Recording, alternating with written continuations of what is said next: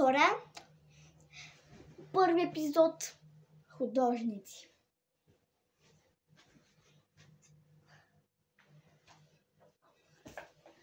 В епизода аз се казвам Лора, а сестра ми Валерия.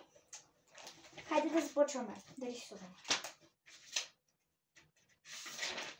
Взела съм си тефтер.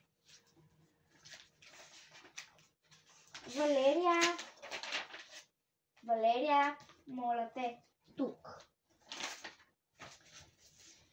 Хора, ще се опитам да го направя като епизод, за да бъде по-банално.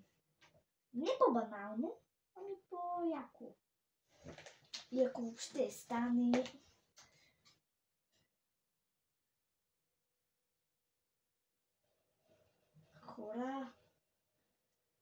Хора бе, айде идвайте! Какво толкова много се бавите? Фу!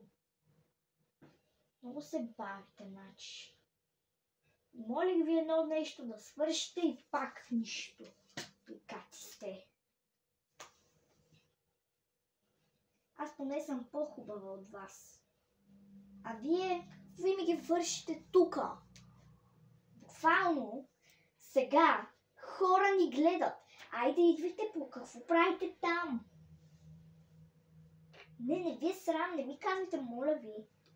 Моля ви, поне не ми казвайте, че ви е срам да дойдете. Срам ви е от публиката, така ли?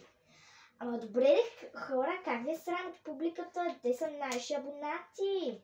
Как въобще може да ви е срам? Вие сте нещо непохватни.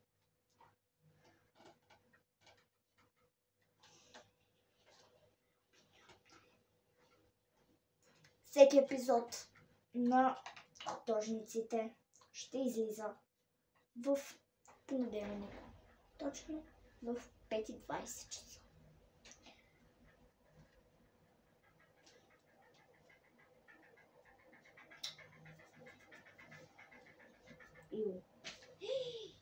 Майко!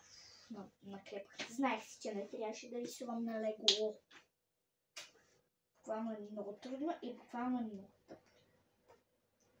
И буквално може да не се ламца. Така че... Хора, за мен Коледата не свършва.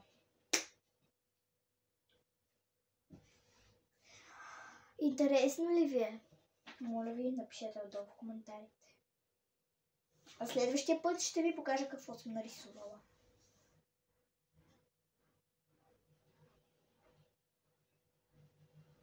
3 минути видеа.